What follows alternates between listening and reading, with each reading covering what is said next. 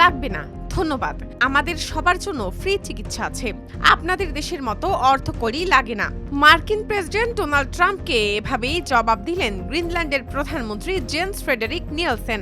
কিন্তু কেন হঠাৎ হাসপাতাল জাহাজ পাঠাতে চাইলেন ট্রাম্প, আর কেনই বা তা ফিরিয়ে দিল গ্রিনল্যান্ড?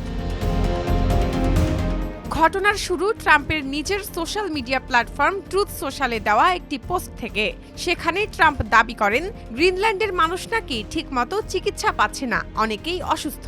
তাই মানবতা দেখাতে তিনি সেখানে চিকিৎসা সরঞ্জাম ভর্তি একটি বিশাল মার্কিন হাসপাতাল জাহাজ পাঠাতে চান।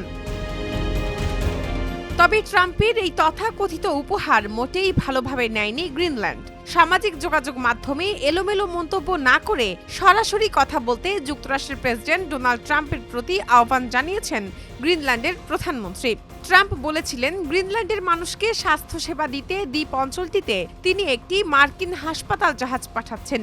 ট্রাম্প তার মালিকানাধীন সামাজিক যোগাযোগ মাধ্যম ট্রুথ সোশ্যালে দেওয়া পোস্টে লিখেছিলেন তিনি চিকিৎসা সামগ্রী ভর্তি একটি জাহাজ পাঠাতে যাচ্ছেন। ট্রাম্প দাবি করেন দ্বীপটিতে অনেক মানুষ অসুস্থ এবং ঠিকমতো স্বাস্থ্যসেবা পাচ্ছে না। এ বিষয়ে গ্রিনল্যান্ডের প্রধানমন্ত্রী নিয়েলসেন বলেন, আমাদের পক্ষ থেকে উত্তর হলো লাগবে না, ধন্যবাদ। গ্রিনল্যান্ডে সব নাগরিকের জন্য বিনামূল্যে স্বাস্থ্যসেবার ব্যবস্থা রয়েছে।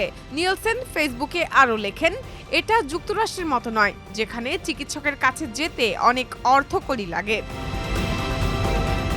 আসলে গ্রিনল্যান্ডের প্রতি ডোনাল্ড ট্রাম্পের নজর অনেক পুরনো। বিশাল এই দ্বীপটিকে নিজের নিয়ন্ত্রণে নেওয়ার আগ্রহ তিনি আগেও প্রকাশ করেছেন, এমনকি এটি দখল করার ইঙ্গিতও দিয়েছিলেন। যদিও সম্প্রতি তিনি সুর নরম করে বলেছেন জোর করে কিছু করবেন না। তবে বিশ্লেষকরা মনে করছেন সাহায্যের আড়ালে আসলে এই অঞ্চলে মার্কিন সামরিক বা কৌশলগত প্রভাব বাড়াতে চাইছেন ট্রাম্প।